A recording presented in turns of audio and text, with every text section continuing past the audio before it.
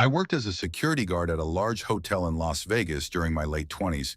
It paid way better than pretty much any other job nearby that I was actually qualified for.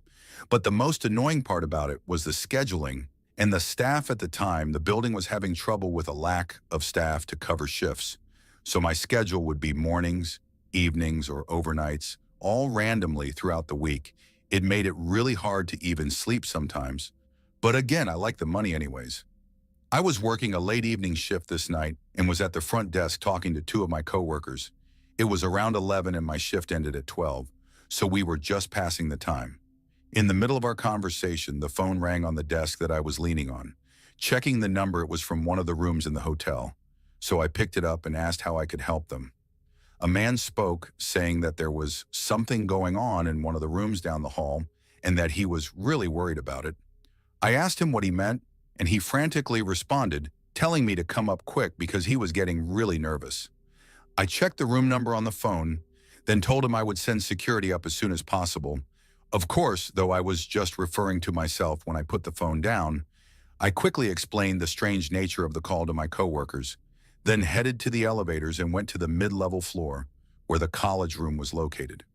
Walking down the hallway, there was a strange sense of absolute silence. I expected to hear whatever the caller was talking about, but there were no loud noises coming from anywhere on the floor. I also kind of expected the caller to have been standing by their door waiting for me or something, but the door was closed. I knocked on the door, loudly announcing that it was hotel security. I didn't hear any movement or sounds coming from the room at all, and after a minute of no answer, I walked down to the end of the hallway, listening intently for anything unusual, then continued back to the door, knocking again a few moments later. Though the room behind me opened their door, and an older woman asked if I was security, I said yes and asked if they knew anything about a strange noise or the caller from the room, to which they replied that they had heard loud noises traveling through the hallway a few minutes ago, but were unsure what it was from their voice and facial expressions. They seemed really terrified at this point. I was already starting to get really nervous, but things only got stranger. I grabbed my walkie and radioed down to the front desk, asking them to call the room again and let me know if they answered after a little bit. They replied that nobody answered. I stood there for a moment trying to think of what to do before radioing back down to them. I told them to check who was staying in the room after waiting for what felt like forever. They finally got back to me saying that nobody had the room booked for tonight, even more confused. I took out my security key card and opened the door. Since nobody was supposed to be there, the room looked clean and unused as far as I could tell. I searched every corner and found basically nothing. But then I walked over to the phone, I turned it over and got the serial number on it. Then I went back down to the lobby where my desk was, and I checked the security records for timestamps of calls that had been made from that room. Sure enough, there was a record of an active call having been made from this room to the front desk, the one that I had answered about 15 minutes ago. Obviously, the hotel didn't record the calls or anything, so all I was able to confirm was that someone was in that vacant room without permission. This ended up becoming a bigger investigation over the coming days, as the next morning, one of the guests staying in a room on that same floor was reported missing by a family member that was staying in a separate room. The security footage of all the entrances and exits were reviewed, and the missing person was last seen leaving the hotel alone a couple hours prior to the call that I had received. It's still unclear if the two incidents were connected or not, but it's definitely a really strange situation. I don't know how the caller got access to that phone or who they were, but personally I believe that the reason they called seemed to add up with someone getting forcefully kidnapped based on their brief description. The person behind the mystery call was never identified, and as of right now, the missing person still has not been found. This happened to me during a business trip that I took last year for work. I arrived at the hotel and picked up my key to the room, which my company had paid for. It was a nice-looking hotel on the inside. Though a bit smaller than most other hotels, there were maybe 30 to 40 rooms total and only 3 stories. My room was on the top floor, so I took the elevator up and started making my way down the hallway. I put my bags down by the door and reached into my pocket for the room key. But just as I did that, the neighboring room's door opens and a man steps into the hall. He greeted me, mentioning that he was my neighbor, and held his hand out, gesturing for a handshake. I confusingly shook it and told him my name, then started making my way into the room as I walked in. I noticed that he went back into his room as well and shut the door.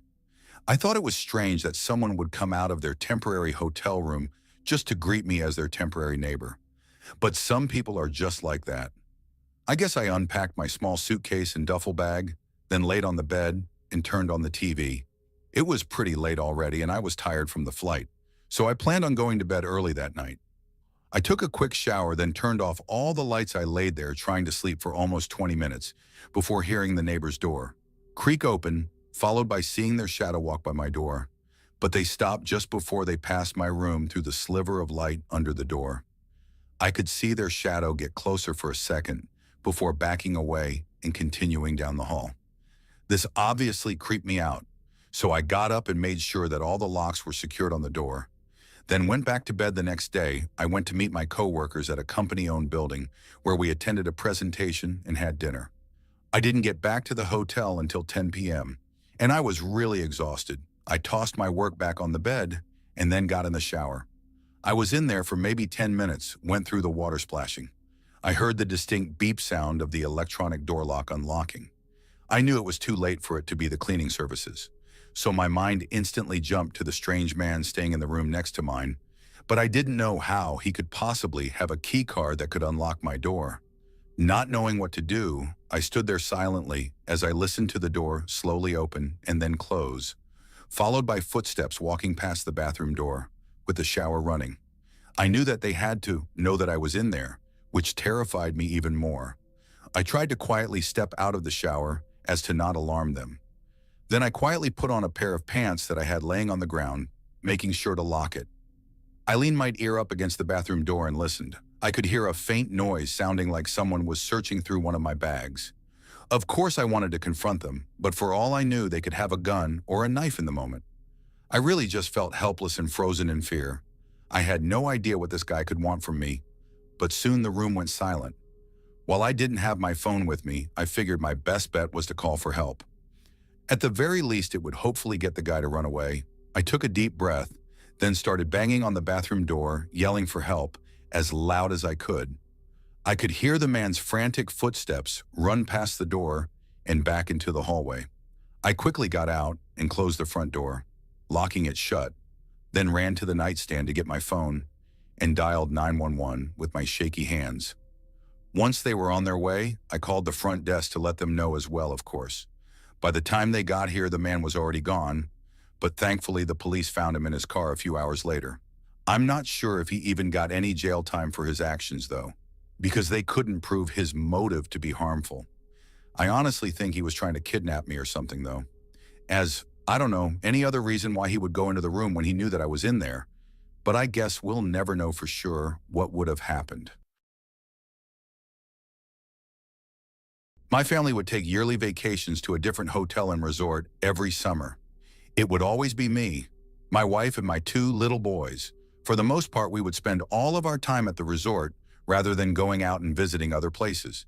It made it cheaper since we didn't need to rent a car, and it was just relaxing to stay at a nice place and get away from everyday life. Of course, when we first arrived in the morning, we all unpacked, and the kids immediately wanted to go to the water park. My wife and I sat on the chairs around the pool, while the boys went off and played with the other kids at the water park that was right next to the pool. We sat there enjoying the sun for about 2 hours before we both decided we should get back to our room so we could get ready to go out for dinner. I got up and began walking around the water park looking for the boys, and after a few minutes, I was able to find Sam, the older of the 2, and asked him where Alan was. I changed both of their names for privacy reasons. Sam said that Alan was playing with another kid on the other side of the park. I told Sam we were leaving and to run back to Mom while I went to find Alan. I was searching, walking around like an idiot for probably 10 minutes, starting to get nervous when I finally saw him. He was in the back corner where a few chairs were set up and was talking to a small boy that looked about his age sitting in the chairs next to him. Was a couple seeming to be the boy's parents. I walked up and briefly introduced myself, but they didn't respond, aside from giving me a slight smile. There was an awkward couple seconds of silence. Then I told Alan that we were leaving for dinner and led him back to the hotel. I asked him about who his new friend was, and he said he was playing with him at the water park, but that was pretty much it. Alan was a pretty talkative kid, so it was nothing out of the ordinary. But then he told me something strange.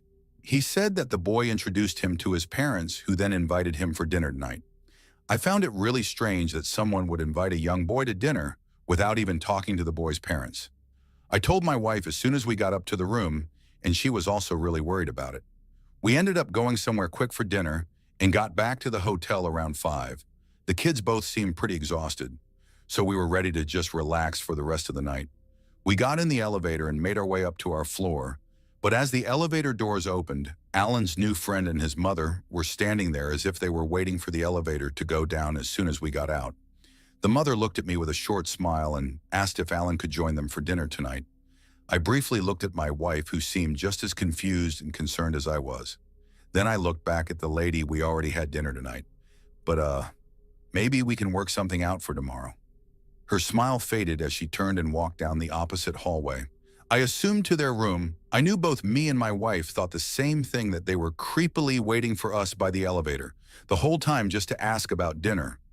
When we got inside our room, we pulled Alan aside and strictly told him to not go near that family. Without one of us with him, he seemed a bit upset about it. But he agreed. I also pulled Sam aside separately and made sure he knew of the situation and that I wanted him to look after his little brother if ever we weren't around. We all took turns showering, then relaxed on the bed and couch for the rest of the night. I was pretty annoyed at how the vacation was going, already having to be stressed out for my child's safety, but I assured myself it would be better tomorrow. Eventually, we all got ready for bed and turned out the lights. There were 2 beds in the room, one that my wife and I slept on, and the other for the 2 boys to share. A few hours into the night, I was shaken awake. I jolted up as I guess I was pretty on edge, and I saw Sam next to me, still shaking my arm. "You okay, bud?" Sam responded quietly, whispering to me that Alan was talking to someone at the door. I immediately jumped out of bed and turned the corner leading to the front door from the short glimpse I got before yelling at him.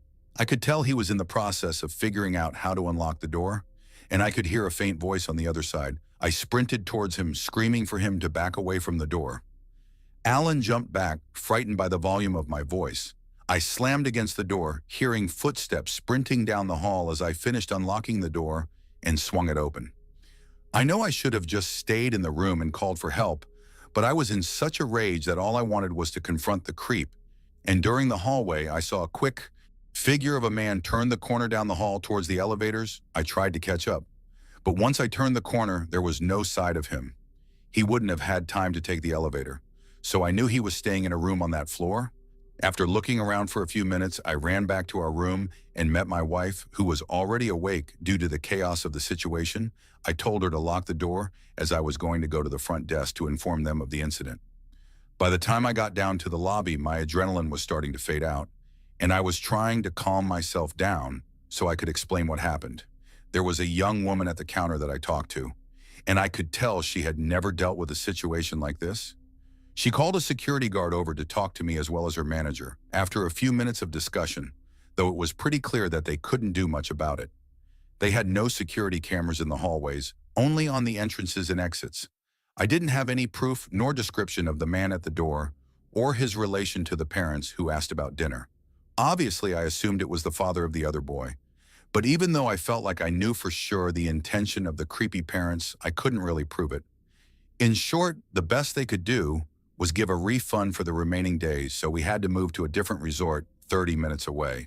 It's a really terrible feeling as a parent to know that there was so unlikely trying to kidnap your child, and yet there is nothing anyone can do about it. I hate knowing that those creepy parents are probably out somewhere right now, trying to get unknowing children into some weird trap of theirs. Those people deserve to rot in prison, and I hope that me sharing this experience can inform other parents of the true dangers and hopefully help save their children from these horrible people. What freaks me out the most is the possibility of the boy that was with them being someone else's missing child who they now use to lure in other innocent children.